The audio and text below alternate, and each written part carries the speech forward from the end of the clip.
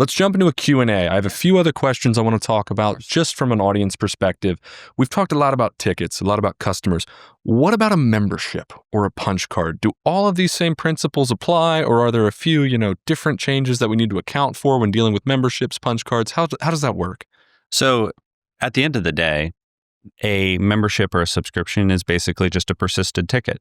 So rather than when we redeem, canceling and voiding the ticket for further redemption, we simply don't. And so a membership is a QR code that's persisted, and you just, every time you want to go, you scan it and it'll work every time for as long as the person's start end date on that membership is, or for as long as they keep up with their payments on the subscription. But it's the same concepts. It's still a QR code, it still scans. And if they lose that QR code, they delete the email, whatever, they can call, reissue it, and we're back to go. Gotcha. So again, my team doesn't need to learn a whole new workflow to handle memberships, punch cards. No. There's not a whole second system. It is all integrated as simply and fundamentally as could humanly be possible in order to keep this thing as streamlined and easy to use for everybody involved. Okay, another question for the audience here on memberships. Let's talk about the data side of this. Yeah. So you're doing memberships, not just tickets. Are we still going to have all of the great dashboard pieces that we've showed off in earlier training videos, that real-time kind of metric data? And if we export that data, are we still going to have a nicely structured data set that we can use for further analysis with memberships and punch cards? Or again, is that a little bit different than tickets? Not at all. It's the exact same thing. And so when we see that a ticket has been redeemed, that creates a timestamp in the system. And so you can see when a person is coming in and spending their tickets. Optionally, you can also set the date on when they can redeem it. But with memberships and subscriptions where they can come at any time, we do capture that information. Every time they scan in, that creates a new record in the system for us to understand not just the behavior of people at the point of purchase, but their actual behavior with their interaction with the attraction or the event. You can see who is coming, how often they're coming, how often they're using memberships, how often they're using subscriptions. All this data is basically the same across all of these systems, and we capture it and we report on it. So if I'm hearing you correctly, again, just to hammer this point home, I do not have a separate membership kind of workflow that I need to be aware of or my team needs to be aware of. And the data piece of this is going to have the same integrity, the same accuracy, and the same ability to be analyzed as just standard ticket data, correct? Exactly. We operate on a very simple need-to-know basis. And from the perspective of a person who's checking in people at the gate, do they need to know if it's a membership or a subscription? If they do, we offer a way to supply that information in the app in real time. But generally speaking, no, they just need to know, can this person come in or not? And that's what this system accomplishes. Perfect. Let's talk about area reentry because you just brought up people coming into your business. Let's talk about reentry. I go in, I've had a great time. I forgot something in my car. I've got to run back out.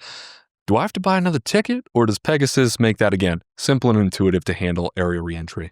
So this is something that, without nerding out too deeply, is a fascinating problem in terms of how do you keep tickets active for certain periods of time? How do you prevent things like guests buying one ticket and handing it through the fence and looping through and bringing 10 people in?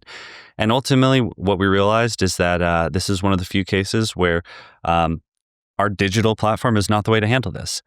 Our tickets, once redeemed, are consumed. They are no longer able to be used. What we recommend is implementing just a simple stamping system. Just stamp the hand of the person on their way out and let them in based on the stamp of the day. Keep it simple. So a simple system, but a quick hand stamp gets me back in if, say, I forgot something in the car. Exactly. Okay, and my team doesn't have to worry about trying to figure out something on a mobile app or logging back into the system. Yeah, like figuring out, is this person legit? Is this person who they say they are?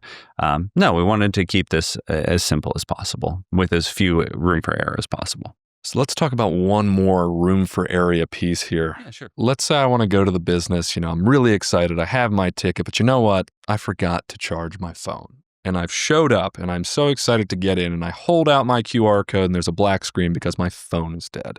Absolutely. How can the business's team handle that guest getting into the attraction? We've all been there. We thought the phone charge was plugged in all the way and it just wasn't. And so we've considered that as a big part of this. The scanner would be the more convenient option in this case.